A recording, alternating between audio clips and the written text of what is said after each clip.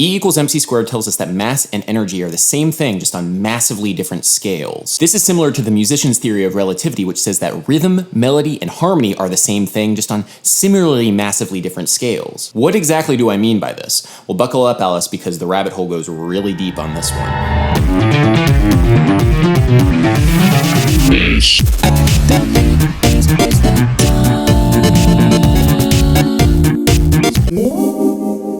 Scientifically, pitch is defined as the total number of vibrations per second measured in hertz a given waveform pushes against the air around it. If a waveform repeats regularly over a given period of time, we perceive that waveform as having pitch. This is called periodicity. Think about the sound of a fan starting up. In the beginning, you might not actually hear any pitch, but as it goes faster and faster, you start to hear a perceivable tone. The regular rotation of the fan blades means that the fan has the necessary periodicity to produce a pitch. I can repeat this effect in a digital audio workstation.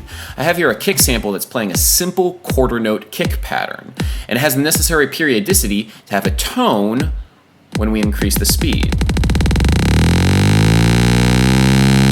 This is nothing too shocking for us. In fact, it just confirms something that we all instinctually know, whether it be from motors or fan blades. When something goes faster, it increases in pitch. The mind-blowing aspect of this is when we start to apply this to harmony. What if I told you that harmony is nothing more than just fantastically complex interlocking polyrhythms? What if I told you that harmony literally is rhythm? I don't believe you. In order to understand this idea, we need to break apart the fundamentals of tuning and intervals. Intervals are the distances between two pitches, and historically, these intervals could be described by simple ratios. The pitch frequency measured in hertz of a perfect fifth means that the top note relates back to the bottom note by a simple ratio of 3:2. Let's see how this plays out in the real world. I'm going to take the note G, and I'm going to play a perfect fifth higher than G, which is D. So on the D string, the D has a vibrating length of about a little bit more than 22.5 inches. Now the scale length of this G string is about 34 inches. It's a 34-inch scale bass. And if you do the math and multiply a little bit more than 22.5 times 3:2, which is the ratio for a perfect fifth, you get 34 inches. Yay math! All intervals can be measured by these simple ratios. A perfect fourth, for example, has the ratio of 4:3, and a major seventh has the ratio of 15:8. You can see all the basic ratios for the intervals of the major scale in this chart. Polyrhythms can also be described by simple ratios. The 3:2 ratio of a perfect fifth, when reinterpreted into rhythmic notation, is nothing more than just a 3:2 polyrhythm, or quarter notes against quarter note triplets. You can reinterpret literally all of the simple interval ratios into rhythmic notation this way, and then you get this beautiful chart full of all these crazy rhythms. Don't believe me? Well, check this out. I have here all the intervals of the major scale and their corresponding polyrhythmic ratios. And if we zoom in to say on C and E right here, we can sort of see visually that it does represent a 5:4 polyrhythm. For every 4 attacks of the kick drum on the C, 1, 2, 3, 4, there are 5 attacks on the kick drum for the E. And so if we listen to them soloed together, we can hear a 5:4 polyrhythm. And then if we speed that up,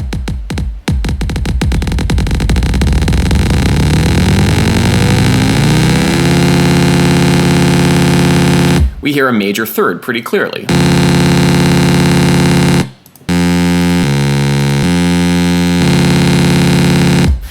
And so we can actually do that with literally each one of these notes in the scale based upon its polyrhythmic ratio back to C.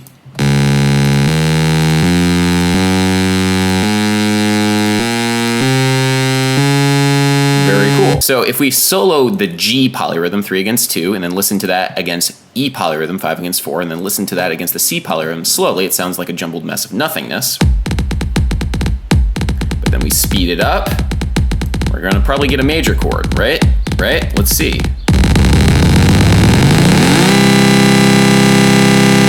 Sure enough, major chord. Unfortunately, just like travel at the speed of light, performing these harmonic polyrhythms is far beyond our mortal grasp. And as much as I'd like to say that I can play really fast, I can't play 30-second notes at 200 beats per minute, although I'm sure there's somebody out there on the internet who says that they can. Complicating this a little bit further, our modern system of tuning is actually a little bit more complicated than I previously described. Remember when I said historically? Historically, these intervals can be described by simple ratios. Yeah, so we don't do that anymore. That system is called just intonation, and while it works really well for simple harmonies, there's some pretty big problems with it. For example, the note D, which has a ratio of 9 to 8 back to C, should relate to the note A, which has a ratio of 5 to 3 back to C, by the interval of a perfect fifth, right? That's what we know. D to A is a perfect fifth. Well, if you do the math, no, actually. It's the ratio of 40 to 27, which gives you a really unstable interval known as the Wolf fifth, which makes D and A unsuitable for harmony, really, in the system of just intonation. So because of that and some other things,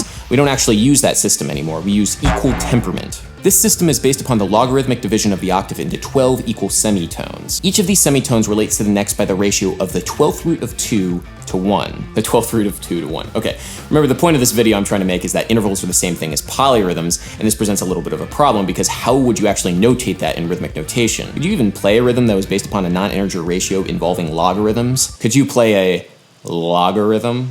You can hear this difference between just intonation and equal temperament when we actually reverse the process and take harmony and slow it down so it becomes rhythmic. I have here an equal tempered and a just intonated major triad played by sawtooth waveforms. Let's listen to the equal tempered triad. Okay, now let's listen to the just intonated triad.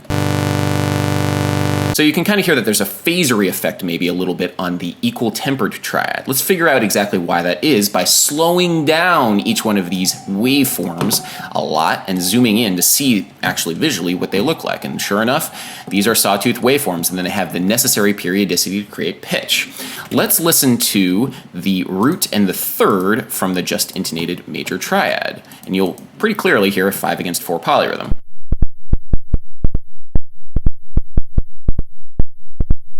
And you can kind of hear, you see right here and right here, this is where the polyrhythm resolves.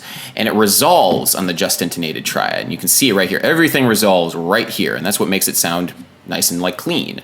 But it doesn't quite resolve on the equal tempered triad, and that's what gives it its sort of phasery effect when you're actually playing it. So what does this all mean for us bass players? Well, think of it this way. The role of the bass player within a performing ensemble is to not only lock in with the drummer to provide pulse and rhythm, but also ground the harmony with bass notes. Bass is the linchpin between rhythm and harmony, and as we've learned in this lesson, rhythm and harmony are the same thing. It's just a matter of perception. The more that you strive to unite these two within yourself, the better a bass player and musician you'll become. Perhaps though, it's a little bit beyond our ability to truly tap into this side of music because we don't have the ability to perceive rhythm and harmony as the same thing. We only experience a very thin slice of reality because our senses are tuned to certain frequencies and not others. Certain animals can perceive ultraviolet and infrared light frequencies, which means that they perceive the world in a very different color spectrum than we do. The world itself hasn't changed, but it's experienced completely differently. So what if there was an alien species which perceived polyrhythms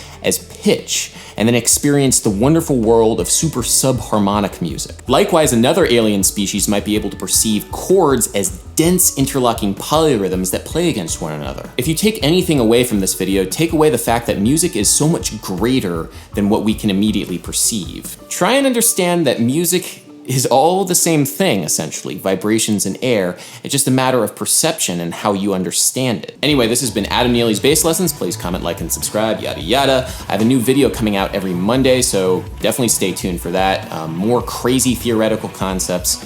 I guarantee you I'll try and blow your mind every week.